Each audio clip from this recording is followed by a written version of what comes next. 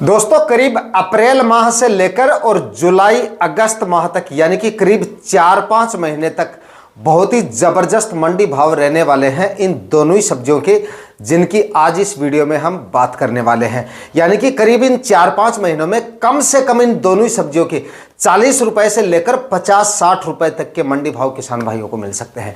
जिन्होंने इन दोनों सब्जियों को लगा लिया है उनको तो काफी ज्यादा प्रॉफिट आने वाले सीजन में मिलेगा, और जो किसान भाई अप्रैल माह में इन दोनों सब्जियों को लगाते हैं तब भी आप इन दोनों सब्जियों से भयंकर कमाई आने वाले दिनों में कर सकते हैं। आज के इस वीडियो में इन दोनों सब्जियों के बारे में आपको पूरी जानकारियां मिलेंगी, कब तक आपको इनकी बुआई करनी है और कौन कौन सी ये दो सब्जियां हैं जो आप अप्रैल माह में लगा के काफी जबरदस्त कमाई कर सकते हैं। टॉप और हाइब्रिड वैरायटियों के बारे में भी बताऊंगा और लगाने का सही तरीका और आने वाली रोग बीमारियों के बारे में भी इन वीडियो में हम बात करेंगे। इसलिए वीडियो पे एंड तक आपको बने रहना है, और ये वीडियो अगर आपके लिए इंफॉर्मेटिव रहे तो इस वीडियो को लाइक और शेयर जरूर कर दीजिएगा।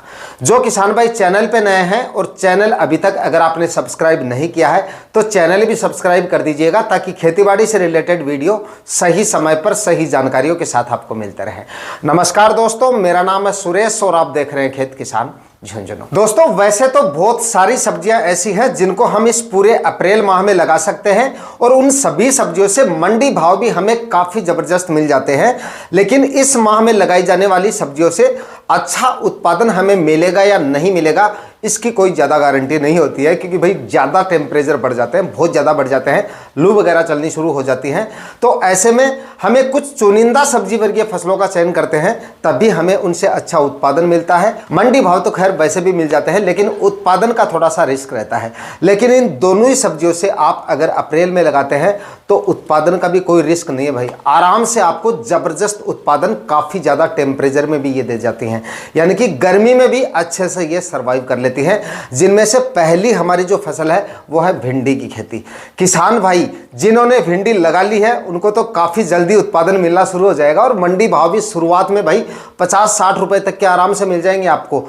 50-60 रुपए के भी नहीं मिलते हैं तो 40-50 रुपए के तो आपको आराम से मंडी भाव मिल सकते हैं। अगर आपके एरिया में काफ़ी ज़्यादा इसकी बुआई होती है तब तो आपको इसके मंडी भाव मतलब 30-40-50 के आराम से मिल सकते हैं। लेकिन जहाँ पर भिंडी की बुआई इतनी ज़्यादा नहीं होती है वहाँ पर 50-60 रुपए तक के मंडी भाव भी इसके आराम से मिल जाते हैं किसान भाइयों को, और इससे उत्पादन भी काफ़ी ज़ोरदार मिलता है। लंबी अवधि की फसल मतलब लगाने के बाद में 3-4 महीने तक लगातार आपको उत्पादन देती है, और उत्पादन काफ़ी ज़बरदस्त उत्पादन देती है। इसमें कोई ज़्यादा लगाने का खर्चा नहीं है, बस इसका बीज थोड़ा सा कॉस्टली आता है, बाकी और कोई ज़्यादा इसमें खर्चा आपको करने की ज़रूरत नहीं है। यानी कि ना ही तो इसमें आपको ज़्यादा कोई खाद उर्वरकों की ज़रूरत पड़ती है, ना ही इसमें आपको कोई प्लास्टिक मल्च वगैरह की ज़रूरत पड़ती है, और ना ही इसमें बाद में जाकर कोई इतने ज़्यादा फर्टिगेशन वगैरह की ज़रूरत पड़ती है। सिंपल से खाद उर्वरक बुआई से पहले डाल दीजिए और अच्छी और हाइब्रिड वैरायटियों का सिलेक्शन कर लीजिए। ताबड़तोड़ उत्पादन इस गर्मी के सीजन में आपको मिल जाता है, और ज़बरदस्त मंडी भाव भी आपको आने वाले सीजन में भिंडी की फसल देके जा सकती है। और दोस्तों भिंडी एक ऐसी फसल है जिसमें आपको ज्यादा स्प्रे वगैरह भी लेने की जरूरत नहीं पड़ती है, मतलब ज्यादा रोग बीमारियां नहीं आती हैं इसमें। बाकी सब्जियों में हर 8-7 दिन के अंतराल से हमें तरह तरह के स्प्रे इस्तेमाल करने पड़ते हैं रोग बीमारियों के लिए। इसमें कोई ज्यादा रोग बीमारियां नहीं देखी जाती है, इसलिए स्प्रे का भी कोई मतलब ज्यादा झंझट नहीं है। ज्यादा रोग बीमारियों मतलब कि ज्यादा अनुभव की आपको ज्यादा जरूरत नहीं है। अगर आप सब्जियों से शुरुआत करना चाहते हैं तो भिंडी की खेती से आप शुरुआत कर सकते हैं, आसानी से इसकी खेती की जा सकती है। अगर आपको सब्जियों का ज़्यादा नॉलेज नहीं है तो आप भिंडी लगा लीजिए। अगर आपको सब्जियों का ज़्यादा नॉलेज नहीं है तो आप भिंडी लगा लीजिए, आसानी से ये आपको जोरदार उत्पादन दे जाती है। बस थोड़ी सी सावधानियां जो मैं आपको बताऊंगा वीडियो में वो आप रख लीजिए, और अच्छी वैरायटियों का सिलेक्शन कर लीजिए। देखिए वैरायटियां काफ़ी ज़्यादा डिपेंड करती हैं आपके मंडी भाव पे भी और आपके उत्पादन पे भी। तो दोस्तों फिलहाल जो किसान भाई भिंडी की बुआई करना चाहते हैं तो अप्रैल का महीना पूरे महीने में मतलब कभी भी आप इसकी बुआई कर सकते हैं, लेकिन फिलहाल का मौसम देखा जाए तो इसकी बुआई के लिए एकदम सूटेबल है। दिन में टेम्परेचर भी ठीक ठाक है, कोई ज़्यादा लू वगैरह भी नहीं चल रही है, ज़्यादा भी नहीं है टेम्परेचर, और रात के समय हल्की ठंड भी पड़ रही है, तो बीजों का जमाव भी आपका आसानी से हो जाएगा। और लगाने से पहले मतलब अगर एकदम सही समय की बात करें तो 15 अप्रैल तक अगर आप इसकी बुआई कर देते हैं तो एकदम सही समय रहेगा। आपका उत्पादन और भाव दोनों ही आपको आने वाले सीजन में काफ़ी ज़ोरदार मिल जाएंगे। देखिए बुआई से पहले आपको इसमें सड़ी हुई गोबर की खाद आपके पास है तो 2-3 ट्राली, 1 एकड़ में 2-3 ट्राली अच्छे से कंपोस्ट हुई खाद ही आपको डालनी है। कच्चा गोबर भूल के भी आपको नहीं डालना है। कच्चा गोबर डाल देंगे तो भिंडी में जड़ से संबंधित बीमारियां काफ़ी ज़्यादा देखी जाती हैं, तो इस तरह की बीमारियों का आपको सामना करना पड़ सकता है और आपकी भिंडी का जो उत्पादन है वो काफ़ी ज़्यादा प्रभावित हो सकता है। तो एकदम सड़ी हुई गोबर की खाद है तो 2-3 ट्राली 1 एकड़ में आप डाल दीजिए और उसके बाद में 1-2 बार ज़मीन का कल्टीवेशन कर लीजिए ताकि ज़मीन में निमातोड वगैरह या फंगस वगैरह है वो अच्छे से खत्म हो जाए और 5-6 दिन के लिए ज़मीन को धूप में छोड़ दें। उसके बाद में आपको इसमें रासायनिक खाद उर्वरक जो है वो डालने हैं और रासायनिक खाद उर्वरकों में देखिए इसमें आप 40 से 50 केजी DAP खाद डालें इस समय पे और लगभग 25 केजी म्यूरेट ऑफ पोटाश डाल दीजिएगा। यूरिया खाद अगर आप डालना चाहें तो आप इसमें 15 से 20 केजी 1 एकड़ में यूरिया खाद का इस्तेमाल भी कर सकते हैं। अदरवाइज कोई ज़्यादा ज़रूरत नहीं है, वो हम बाद में भी डाल सकते हैं इसमें। अगर आपकी ज़मीन में कमी आपको लग रही है तो यूरिया खाद का भी आप इस्तेमाल कर सकते हैं। फंगीसाइड जरूर डाल दीजिएगा, कार्बनडाजिम 50% 1 एकड़ में 500 ग्राम 1 पैकेट। सारे खाद उर्वरक अच्छे से मिला के मिक्स करके आखिरी कल्टीवेशन से पहले डाल के और उसके बाद में पलेवा कर लीजिएगा। पलेवा पहले कर लीजिएगा, उसके बाद में खाद उर्वरक डाल के आखिरी कल्टीवेशन कर दीजिएगा। उसके बाद में ज़मीन थोड़ी सी अगर ऊपर से भुरभुरी हो जाए तब ज़्यादा नहीं सुखानी है क्योंकि टेम्परेचर काफ़ी ज़्यादा है। उसके बाद में देसी हल या कल्टीवेटर से आप इसके बीजों की बुआई करवा सकते हैं। 1 एकड़ में भिंडी के लगने वाले बीज की मात्रा की बात करें तो 4 केजी बीज 1 एकड़ में काफ़ी रहेगा। इससे ज़्यादा बीज आपको नहीं डालना है, इससे आपका खर्चा भी बढ़ जाता है और उत्पादन भी ज़्यादा बीज डालने से ज़्यादा उत्पादन नहीं मिलेगा।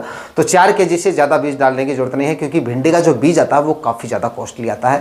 मैं आपको वैरायटियाँ बताऊँगा और वो वैरायटियाँ अगर आप लाएंगे तो काफ़ी ज़ोरदार उत्पादन मिलेगा और फल की जो क्वालिटी है वो भी आपको काफ़ी ज़ोरदार मिल जाएगी। बीज बस थोड़ा सा कॉस्टली जरूर आएगा लेकिन ताबड़तोड़ उत्पादन आपको मिल जाएगा। बुआई के बाद में जब तक बीजों का जमाव नहीं हो जाए तब तक आपको नज़र बनाए रखना है क्योंकि दिन में धूप ज़्यादा निकलती है इस समय पे और हवा वगैरह भी चलती है तो ऊपर से मिट्टी सूख जाएगी तो बीजों का जमाव ठीक से नहीं हो पाएगा। तो ज़रूरत हो तो आप हल्की सिंचाई वगैरह भी करनी पड़ सकती है जर्मिनेशन होने तक। जर्मिनेशन होने के बाद में थोड़ा सा सिंचाई में डिले कर देना है पहली सिंचाई में। तो वो तो मतलब सिंचाई, पहली सिंचाई हम वो मानते हैं जो जर्मिनेशन होने के बाद आप करते हैं।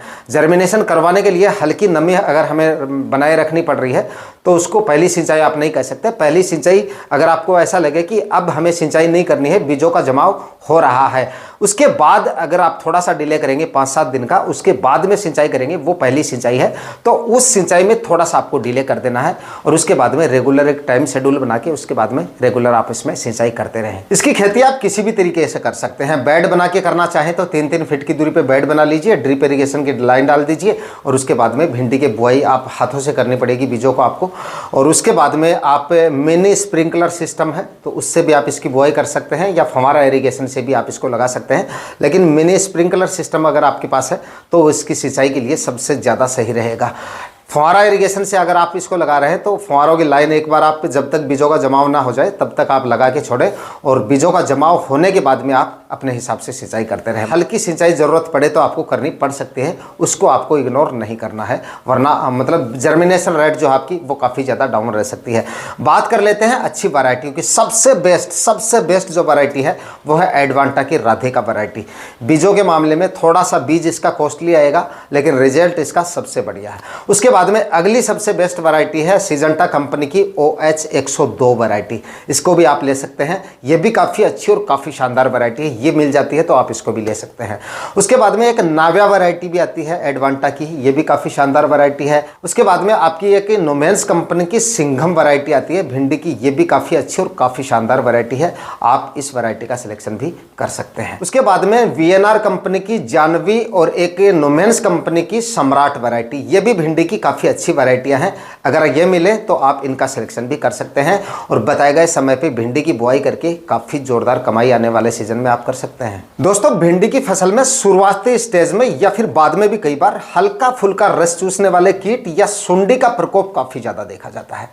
तो जब आपकी फसल महीने भर की हो जाए, बीमारियों का इंतजार नहीं करना आपको, क्योंकि सुंडी का प्रकोप बढ़ जाता है तो उसके बाद आपको हाई टेक्निकल वाले इंसेक्टिसाइड इस्तेमाल करने पड़ सकते हैं और उसके बाद में भी गारंटी नहीं है कि वो कंट्रोल हो जाएगी। तो प्रिवेंटिव में या कुछ स्टेप जो है वो आपको ले लेने हैं। महीने भर की जब आपकी फसल हो जाए तो एक तो सिजेंटा कंपनी की अलीका इंसेक्टिसाइड आती है, उसको आप प्रिवेंटिव में ले लीजिएगा।